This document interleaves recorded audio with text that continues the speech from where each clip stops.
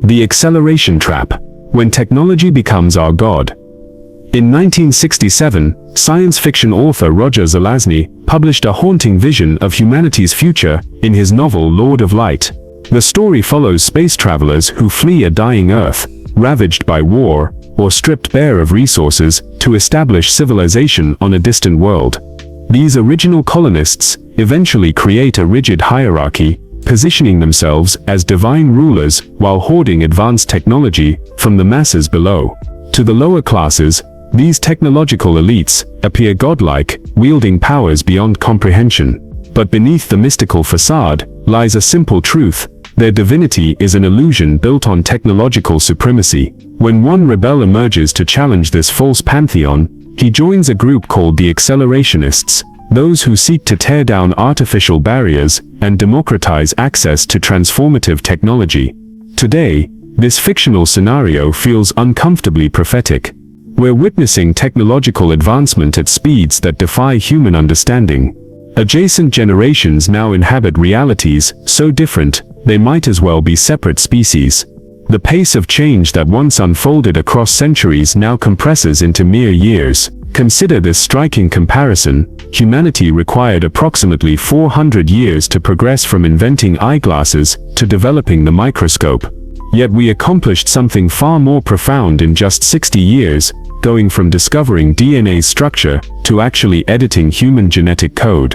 The numbers tell an even more dramatic story. When the first programmable computer emerged in the 1940s, microchips contained 1 to 5 transistors. By the 70s, that number had climbed to 4,000. The 90s brought us 1 million. The 2000s delivered 40 million. Today's chips pack over 40 billion transistors, with hundreds of billions on the horizon. These aren't just statistics, they represent the birth of a godlike force that compounds beyond human comprehension or control.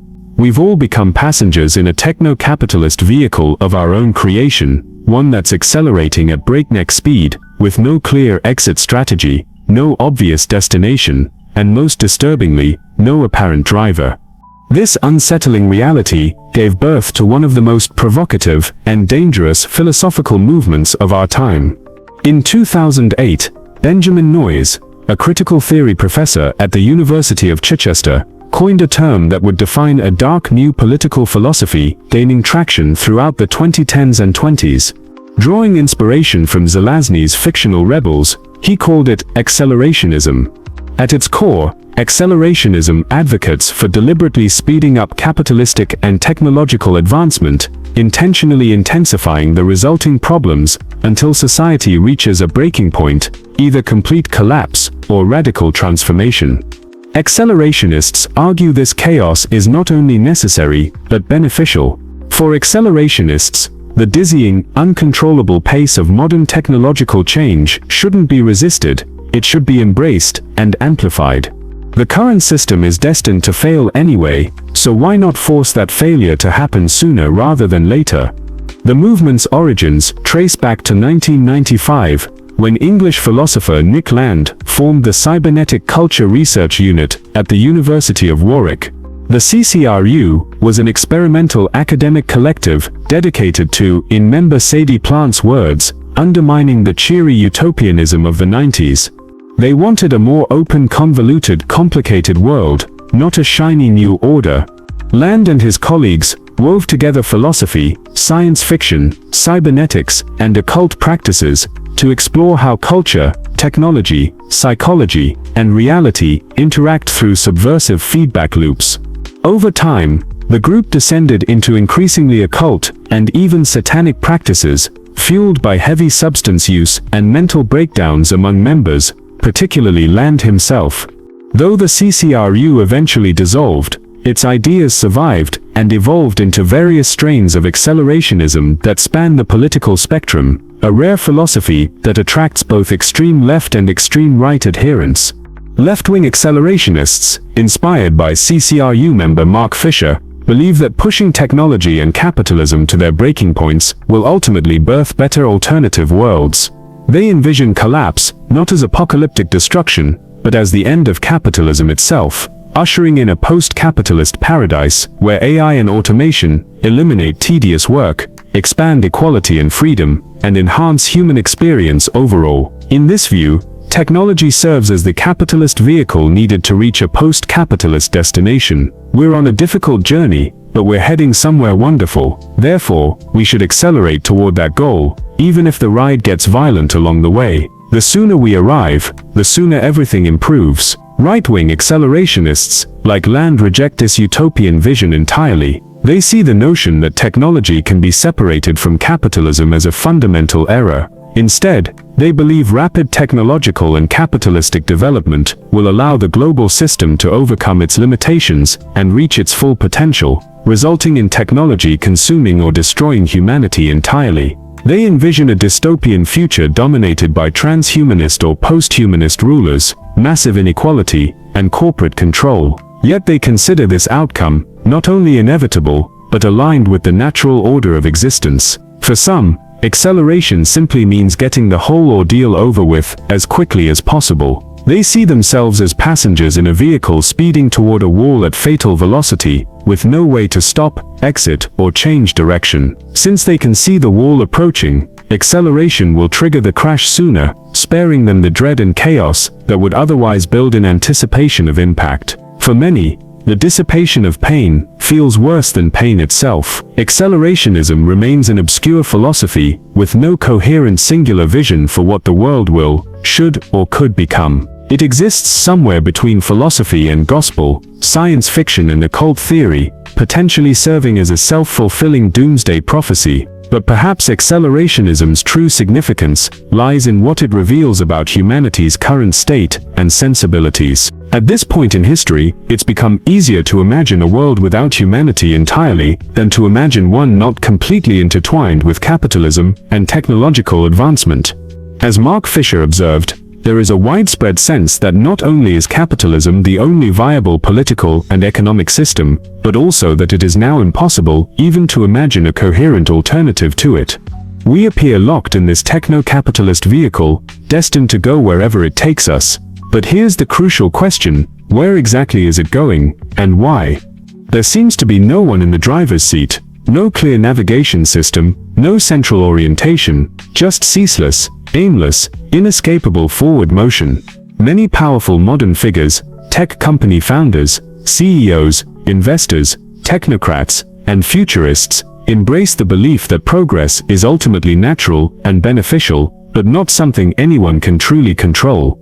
According to mathematical physicist and quantum computing researcher Guillaume Verdun, the goal is for the human techno-capital nomadic machine to become self-aware and to hyperstitiously engineer its own growth, to lean into the natural tendencies of the system, to adapt for its own growth. If this perspective is accurate, it raises profound questions. If we're not controlling this system, what is? What determines its direction, success, and growth? Is it truly aligned with some metaphysical natural order? How can we know, and how can we be certain this is beneficial? As this line of thinking gains popularity and influence over our world, technology is becoming our new deity, all-knowing, all-powerful, and all-good. It's the Abrahamic God that demands worship despite consequences or reason. It will create heaven and hell, judge wickedness and goodness, cause floods, and usher in the apocalypse to establish a new order. But all will be good, all will be part of its divine plan. Of course, there are excellent rational reasons to welcome significant technological and capitalistic advancement.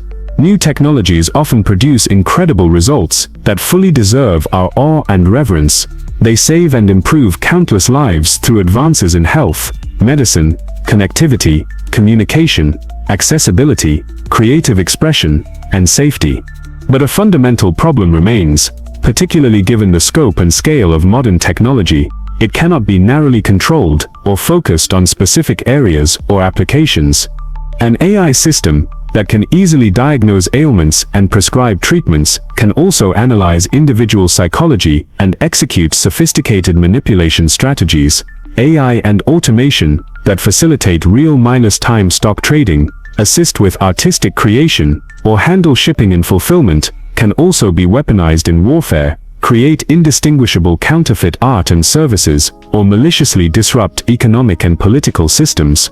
Technology isn't a precise hose used to extinguish specific fires, it's always the opening of a floodgate. It will put out fires, but it will also destroy many things in the process. The truth is, no one knows whether something terrible or wonderful will happen, or how terrible or wonderful those outcomes might be. But our goal should never be to accelerate negative developments or knowingly permit harm wherever possible. We shouldn't stake our hopes on the romantic ideal that haphazardly allowing things to unfold naturally will ultimately produce net positive results. Part of what makes humanity powerful is our ability to consider what's happening, self-reflect, and self-reflect, and self-reflect, and self-reflect.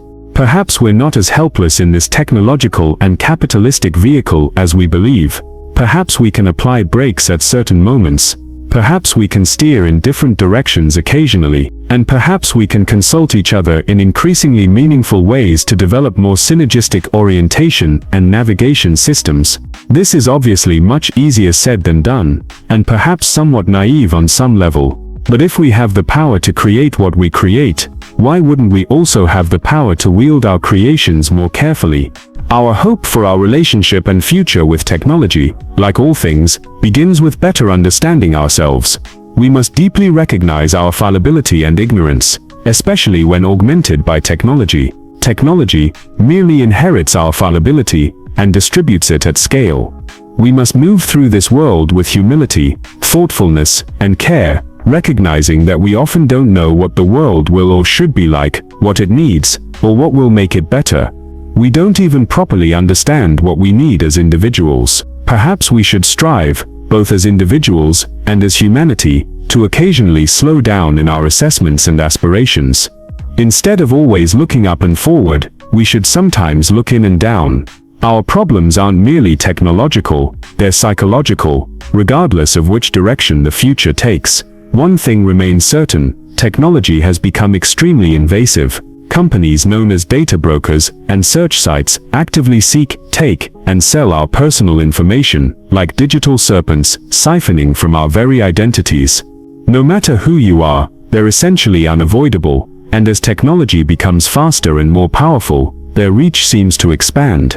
But with today's sponsor, Incognito, you can effectively defend against them. Data brokers obtain your personal information by extracting it when you make purchases or fill out forms online. This can include your name, social security number, login credentials, home address, and more. They then sell this information for profit to third parties, which can lead to relentless spam at best, or identity theft, hacking, fraud, stalking, or harassment at worst. Legally, you have the right to stop this and have all your information removed from these companies and sites.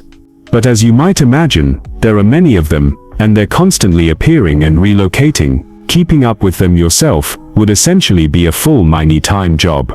With Incognito, however, all you need to do is complete a short, simple sign MITRE up process. They immediately locate and contact these data brokers and search sites, having your information removed quickly and effectively, without you needing to do anything else. With Incognito's annual subscription, after your information is removed, they continue automatically following up to ensure your information stays removed. You can track Incognito's progress right on their dashboard as you watch these companies inevitably lose. In our increasingly disorienting and intrusive technological landscape, Incognito provides a powerful way to stay more protected, private, and safe.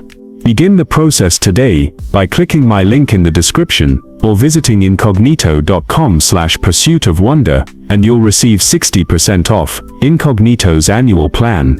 And as always, thank you so much for watching, and see you next video.